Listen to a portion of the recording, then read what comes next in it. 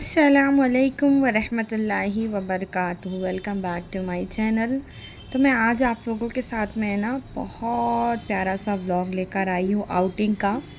हम गए थे मैसूर, तो वहीं की क्लिप्स है मैं आप लोगों के साथ में शेयर कर रही हूँ। ये प्लेस है ना टीपू सुल्तान का पैलेस है, टीपू सुल्तान रहमतुल्लाह अलैह का पैलेस है ये। तो बाहर है ना बहुत बड़ी प्लेस है, और आपको अंदर एंट्री करने के लिए आपको आपके जो है ना आधार कार्ड की ज़रूरत होगी, या वोटर आईडी कार्ड की ज़रूरत होगी। आधार नहीं चलता यहाँ पर। और ऑनलाइन आपको जो है ना सारी डिटेल अपनी सबमिट करनी पड़ती है, वोटर आईडी नंबर डालना पड़ता है। और वहाँ पर आपने क्यूआर स्कैनर देखा था ना, वहाँ पर स्कैन करके आपको ऑनलाइन ही टिकट लेनी पड़ती है। तो अंदर जाने के बाद में ना इतनी बड़ी बड़ी स्टेयर्स उतरने के बाद में मैं आपको भी बैक कैमरे से पीछे का लुक दिखाऊंगी, जो बहुत ही प्यारा है। और बहुत बड़ी जो है ना प्लेस है, ये बहुत बड़ी प्लेस है। दोनों साइड में बहुत बड़ा गार्डन टाइप दिख रहा था, और सामने आप देखेंगे तो पैलेस दिख रहा है।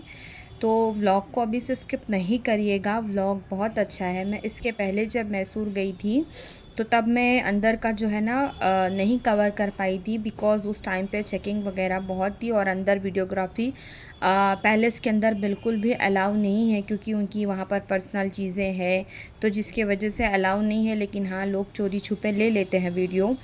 तो इस बार मैंने भी कोशिश की थी कि कैप्चर करने की अंदर की वीडियोस। तो बस मैं आप लोगों के साथ में आगे वही सारी वीडियो शेयर करूंगी, जिसके लिए आपको व्लॉग में बने रहना है, और व्लॉग को आप बिल्कुल जो है ना स्किप नहीं करिएगा। तो चलिए चलते हैं, सफ़र शुरू करते हैं हम। और बहुत अच्छा लगता है, मतलब ऐसे जगहों पे जाओ ना, बड़ी पॉजिटिविटी मिलती है, बड़ा सुकून सा महसूस होता है। और इतना यहाँ पर इतने लोग आते हैं, उसके बावजूद भी ना पता नहीं क्यों इन प्लेस पे है ना एक सुकून सा है, एक पॉजिटिव एनर्जी सी फील होती है, आपको बहुत अच्छा लगता है। तो जैसे ही आप पैलेस के करीब पहुँचेंगे तो वहाँ पर जो है ना इस तरह से उनकी तोप वगैरह जो भी थी वो रखी हुई थी, एक उस साइड में, एक इस साइड में, एक इस साइड में। और यहाँ पर जो है ना तोप के गोले वगैरह रखे थे। तो ये हम लोग जो है ना गए थे तकरीबन 10:30-11 का टाइम था ये सुबह में।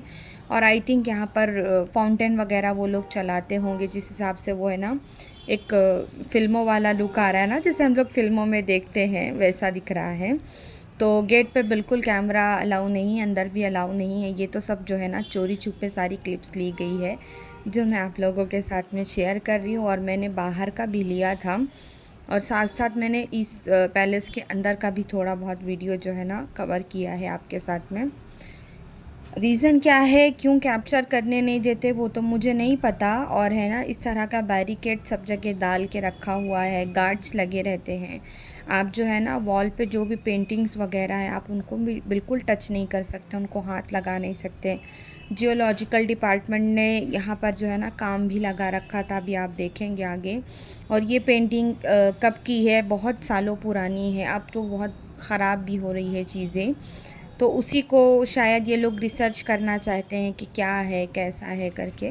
तो यहाँ पर जो है ना वर्क इन प्रोग्रेस में था। तो नीचे का जो फ्लोर है ना, इन लोगों ने सिर्फ नीचे का ही फ्लोर खोला हुआ है। ऊपर का जो आपको ये बैल्कनी दिख रही है ना पैलेस टाइप की, ये सब इन लोगों ने क्लोज़ किया हुआ है। मैं तो आज से पहले 2-3 बार भी गई हूँ मैसूर, लेकिन मैं कभी ऊपर के हिस्से में नहीं गई, बिकॉज़ रीज़न है कि वो बंद है। अंदर जो है ना दरवाज़े, उन दरवाज़ों पे ताले हैं। उसके पीछे कैसा है क्या है मुझे मालूम नहीं। लेकिन हाँ, बेंगलोर में भी एक टीपू सुल्तान रहमतुल्लाह अलैह का पैलेस है, समर पैलेस।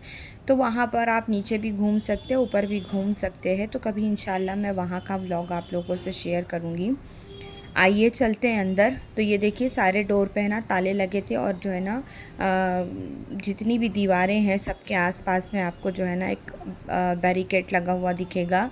और हर जगह गार्ड्स थे, उनका यही कहना था कि बिल्कुल दीवारों को टच नहीं करना है।